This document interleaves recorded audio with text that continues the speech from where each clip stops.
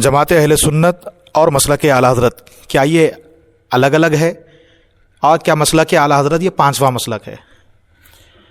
مسلک اعلی حضرت پانچواں مسلک نہیں ہے، اور نہ ہی مسلک اعلی حضرت کوئی نیا مسلک ہے، جی بلکہ جن عقائد اور جن معمولات کو ائمہ اہل سنت، چاہے وہ حنفی ہوں، شافعی ہوں، مالکی ہو، حنبلی ہوں، جن عقائد کو ان حضرات نے دنیا کے سامنے کتاب و سنت کے روشنی میں پیش کیا، انہی عقائد کے مجموعے کا نام مسلک اعلی حضرت۔ سبحان اللہ۔ جب شیعہ پیدا ہوئے تو شیعوں سے امتیاز کے لیے ایک نام جاری ہوا کہ ہم سنی ہیں، شیعہ نہیں ہیں۔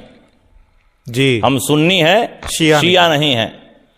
اسی طریقے سے جب معتزلہ جماعت پیدا ہوئی جی تو ہم ماتریدی ہیں، ہم معتزلی نہیں ہیں۔ جی تو ہر دور میں باطل فرقوں سے امتیاز کے لیے کسی نہ کسی بڑی شخصیت اور کسی نہ کسی بڑے عالم دین کی طرف جماعت کو منسوب کیا گیا، تاکہ پہچان ہو سکے کہ ہم کس گروہ سے تعلق رکھتے ہیں۔ جی، ظاہر ہے کہ حضرت ابو بکر صدیق رضی اللہ عنہ نے جب منکرین زکوٰۃ کے ساتھ جہاد فرمایا تھا تو اس وقت بھی کلمہ پڑھنے والوں کی دو جماعت تھی۔ جی، ایک طرف منکرین زکوٰۃ تھے، جی، اور وہ صرف زکوٰۃ کی فرضیت کے منکر تھے، باقی سب کام کرتے تھے۔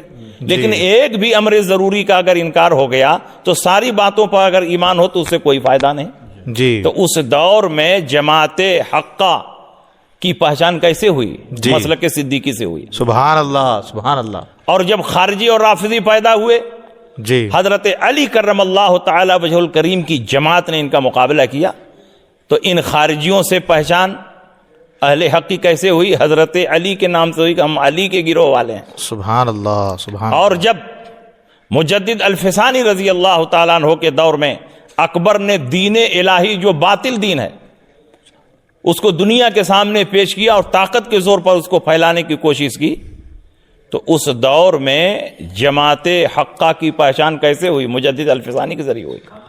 اور جب وہابیت دیوبندیت نے سر اٹھایا اور بے شمار باطل عقائد دنیا کے سامنے پیش کیے، اور یہ اپنے آپ کو سنی بھی کہتے تھے، حنفی بھی کہتے تھے، جی، تو اگر ہم اس دور میں سنی کے ذریعے اپنی پہچان قائم کریں تو یہ وہابی دیوبندی بھی اپنے آپ کو سنی کہہ رہے ہیں۔